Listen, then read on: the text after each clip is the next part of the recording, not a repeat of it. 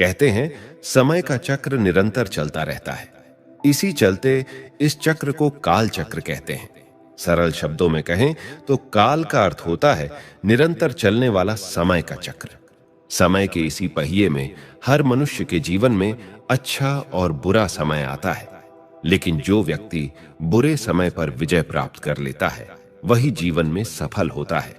आइए आज की प्रस्तुति में काल चक्र का पूरा रहस्य जानते हैं। इस काल चक्र की कहानी में अनेक गुप्त रहस्य समाये हुए हैं, परंतु आज के मनुष्य के लिए उसे समझना बड़ा कठिन है। इसलिए मनुष्य कई बार वर्तमान के कई दृश्यों को देखकर उलझन में पड़ जाता है और बहुत दुखी होकर सोचता है कि मेरे साथ ही ऐसा क्यों होता है। तीनों कालों के बारे में न जानने के कारण वह भगवान को भी नहीं छोड़ता और कहता है कि भगवान मेरे साथ ही ऐसा क्यों करता है। उसके मन के उलझन भरे सभी प्रश्नों का उत्तर सिर्फ समय के पास है, लेकिन उसके लिए हमें समय की गति को समझना होगा। समय के विषय में कहा जाता है कि समय बड़ा बलवान है, समय के आगे किसी का जोर नहीं चलता। अगर हमने समय की पुकार को नहीं सुना तो बाद में पश्चाताप के अलावा और कुछ भी प्राप्त नहीं होगा। मानव जीवन में जब भी कोई परिस्थिति, समस्या या चुनौती आती है तो वह एक संकेत देकर हमसे सकारात्मक या नकारात्मक प्रत्युत्तर की मांग करती है। जब हम समय के इशारे को समझकर सही प्रत्युत्तर देते हैं तो समय हमें जीवन में आगे बढ़ा देता है, परंतु अगर समय की मांग के विपरीत प्रत्युत्तर देते हैं तो समय बड़ा कठोर हो जाता है और अच्छों को भी पछाड़ना आरंभ कर देता है। यह अनुभव बहुत दर्दनाक होता है। तभी यह कहा गया है कि यदि आप समय के अनुकूल परिवर्तन नहीं करते तो समय आपको परिवर्तित होने के लिए मजबूर कर देगा। व्यक्ति की परिवर्तन की इच्छा नहीं होती, परंतु उसे समय की मजबूरी से परिवर्तन करना पड़ता है। फिर भी यदि व्यक्ति अपने अहंकार वश परिवर्तन नहीं करता तो समय महाकाल का स्वरूप भी धारण कर लेता है। इससे स्पष्ट है कि समय बड़ा बलवान होता है। हम यह जानते हैं कि समय के साथ इस संसार में हर चीज परिवर्तनशील है, तो हमें यह समझना है कि हम जिस कालखंड में जी रहे हैं वह क्या संकेत दे रहा है। कालचक्र का संबंध हमारे जीवन चक्र के साथ है, इसीलिए इसे समझना जरूरी है।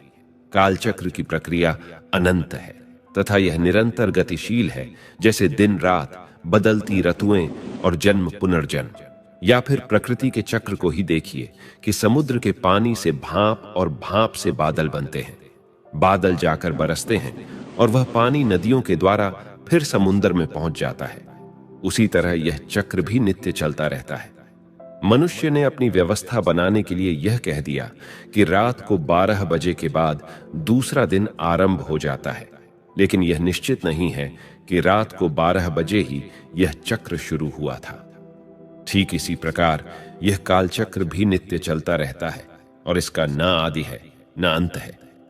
दूसरी बात यह है कि प्रत्येक चक्र को निम्नलिखित 4 अवस्थाओं से गुजरना पड़ता है।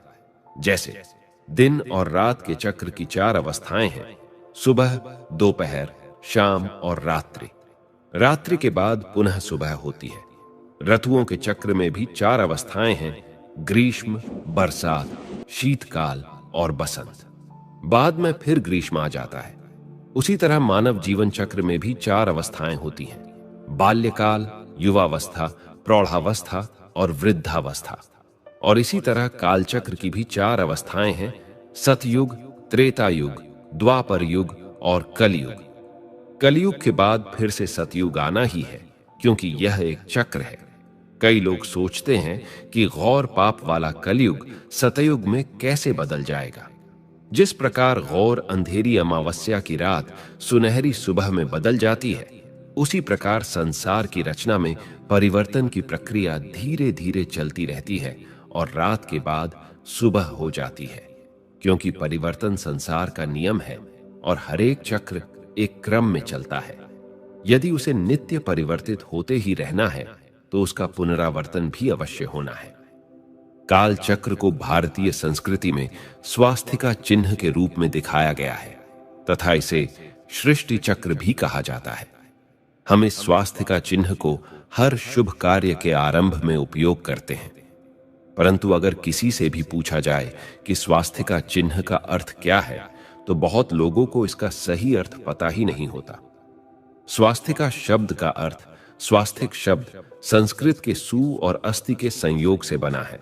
सु अर्थात शुभ और अस्ति यानी जो है, अर्थात इस काल चक्र की हर घड़ी सदैव शुभ है, इसकी कोई घड़ी बुरी है ही नहीं।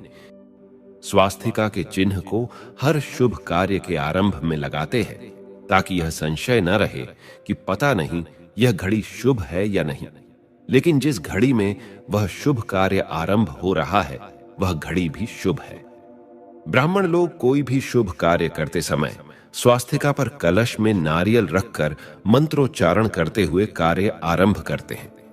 भावार्थ यह है कि शुभ कार्य करते समय एक सकारात्मक मन स्थिति रखते हुए कलश रखने का अर्थ है ज्ञान युक्त बुद्धि से जब कार्य आरंभ करते हैं तो वह कार्य सदा शुभ फल ही प्रदान करता है। जब यह कहते हैं कि इस काल चक्र की हर घड़ी सदा ही शुभ है, तो कई बार कई लोग इस बात को स्वीकार नहीं कर पाते और कहते हैं आज का दिन बहुत अशुभ है, ऐसे कभी किसी के साथ न हो, या भयानक कष्ट वाली घटनाओं को शुभ कैसे समझा जाए। लेकिन यह प्रश्न तब पैदा होता है जब हम सिर्फ वर्तमान काल को देखते हैं। इसे स्वीकार करने के लिए तीनों कालों को देखने की आवश्यकता है।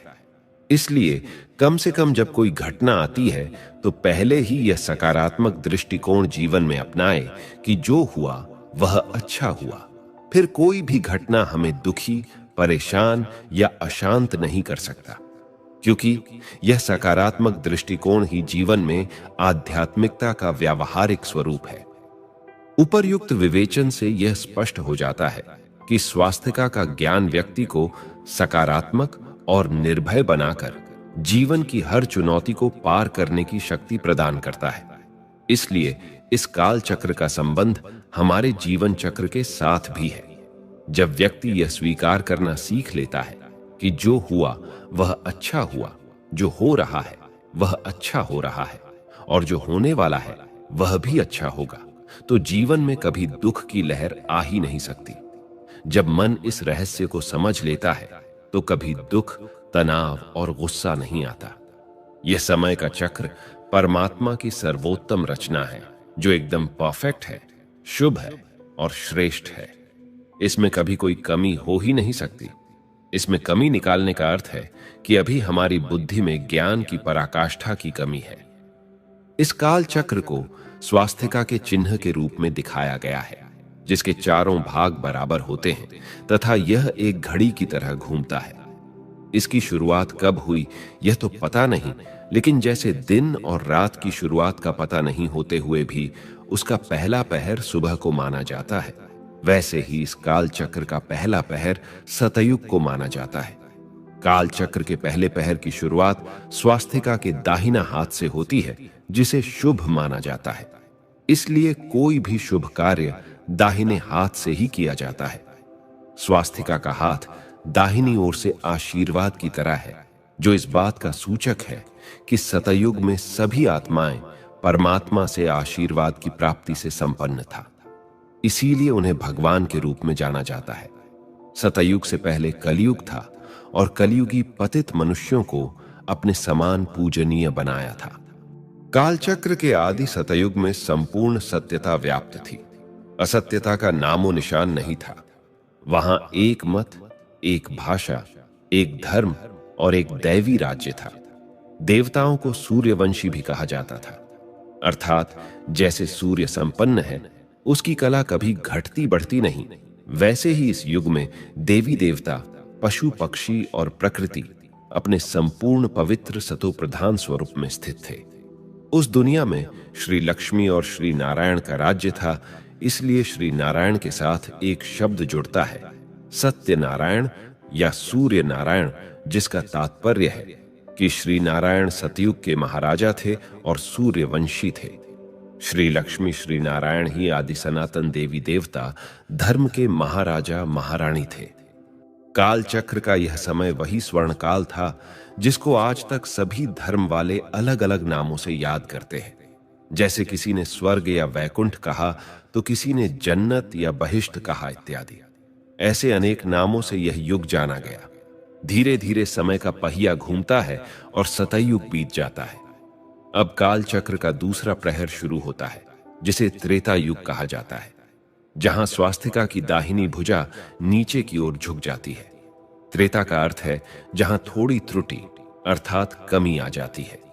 जहां सतयुग में देवी देवता 16 कला संपूर्ण थे, वही त्रेता युग में 2 कला नीचे उतर आते हैं।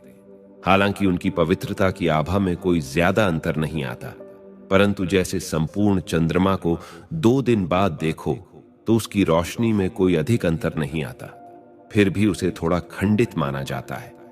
उसी प्रकार देवताओं की सतो प्रधानता के तेज में थोड़ा अंतर आ जाता है। अब वे सतो प्रधान से सतो की अवस्था में आ जाते हैं। पवित्रता, सुख, शांति, समृद्धि इस प्रहर में भी रहती है। इसलिए इस युग को भी स्वर्ग ही माना जाता है। इस युग में राज करने वाले भगवान श्री राम और माता सीता जी थे।